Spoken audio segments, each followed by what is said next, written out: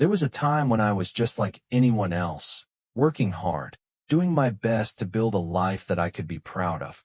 I had a good job, a house in a quiet suburban neighborhood, and a beautiful pool in my backyard. Me pride and joy, the one thing that really felt like it was all mine.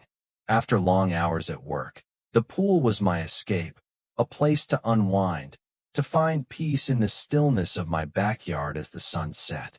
It was my oasis. The water sparkled like a diamond under the sun, surrounded by neat hedges and colorful flowers. Every morning, I'd step outside with my coffee and just take a moment to admire it. I'd think about how hard I worked to get here and how grateful I was for the peace I had.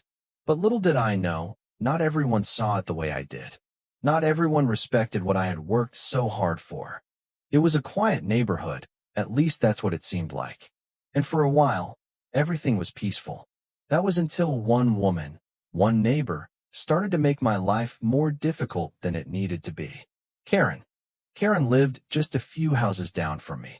At first, I thought she was just one of those people you'd see around, the ones who always had something to say, but nothing that really mattered. But no, Karen had a knack for making people uncomfortable, especially people like me. Every time we crossed paths, she found a way to remind me that I didn't quite belong here. I was the one who didn't fit in. I wasn't the kind of person who deserved to have nice things. She'd tell me without even trying to hide it. Now, I'm a patient man. I've learned to let things roll off my back. I don't like drama, and I try my best to stay out of it. But Karen was different. She didn't just make rude comments. She made me feel small. She was rude and condescending. I ignored her as best as I could. But there was one thing I wouldn't tolerate: disrespecting my space. One hot summer afternoon, I had just wrapped up another long week at work. I was looking forward to nothing more than a nice, quiet swim in my pool. It was a Saturday, the weekend was here, and I could finally relax. But when I stepped outside to head to the pool, my world came to a halt. There, sitting at the edge of my pool, was Karen. She was lounging on my chair, soaking up the sun like she owned the place. I froze. I couldn't believe what I was seeing. My peaceful backyard had been taken over by someone who had no business being there. I had worked hard to make this space mine, to have a place where I could get away from everything, and now it was being invaded. But Karen? She didn't even seem to notice me at first. She was too busy enjoying herself, acting like she had every right to be there. When she finally looked up, I could see her expression change, not with surprise or guilt but with a smirk, like she was daring me to say something. "Oh, it's about time you showed up," she said, her voice dripping with sarcasm. "I've been waiting for you to get out of the way so I could use this." My jaw clenched. This was too much. This was my property, something I worked hard for, something I valued. And here she was, acting like she owned it. But it didn't stop there. As if using my pool wasn't enough, Karen decided to push even further. "You people," she said, looking me up and down with a glare that could have cut glass, "never know how to take care of nice things. It's a surprise you even have a pool. People like you don't deserve them." At that moment, I could feel my chest tighten. The words stung more than they should have. I had heard racist comments from Karen before, but hearing them now, about something that was so personal to me, hurt more than anything. This wasn't just about her disrespecting me, it was about her trying to strip me of my dignity. It was about her thinking that because of the color of my skin, I didn't belong here, in my own space. I took a deep breath, trying to stay calm. "I don't think you should be here," I said, my voice steady, though my hands were starting to shake. "This is my property, and I didn't invite you to use my pool." But Karen didn't care about what I had to say. She just scoffed, rolling her eyes like I was the one being unreasonable.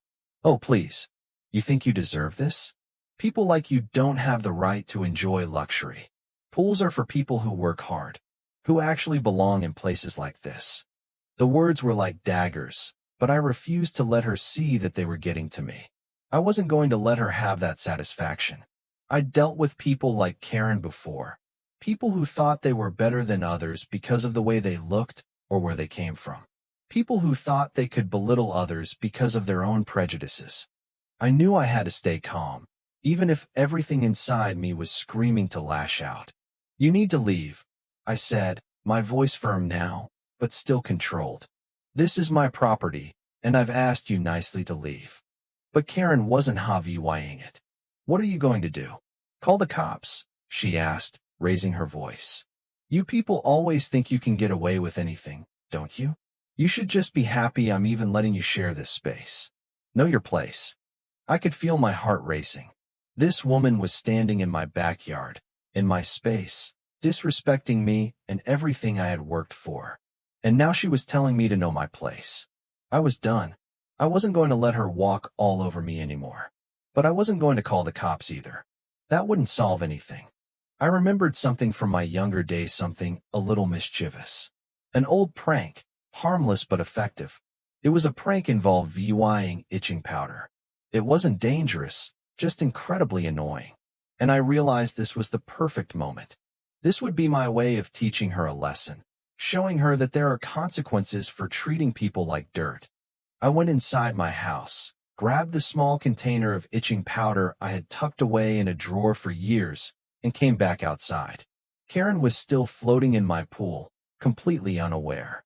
I quietly sprinkled the powder into the water. It was small, subtle, but enough to make her day miserable.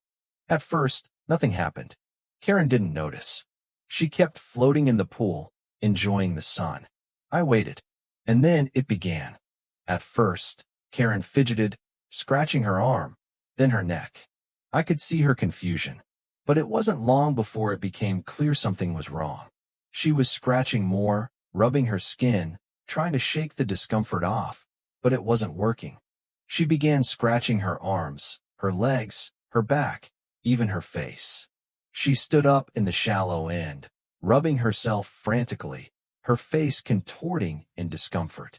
I stayed calm, sitting back in my chair, watching her struggle. She still didn't know what was happening.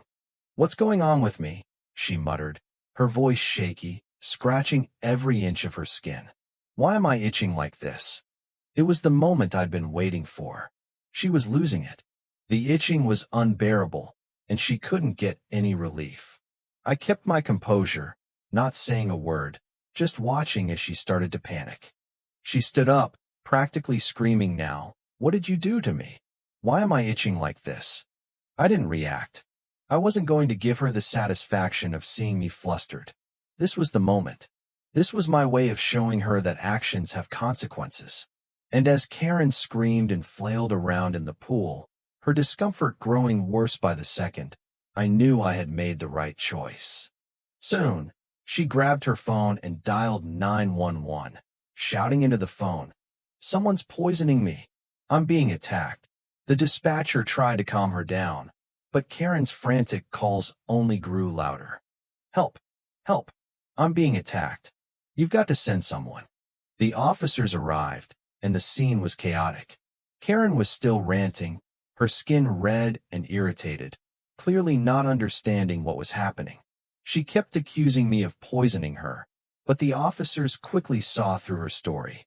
I calmly explained the situation, how Karen had been trespassing, using my pool without permission, making racist comments, and how this was the final straw.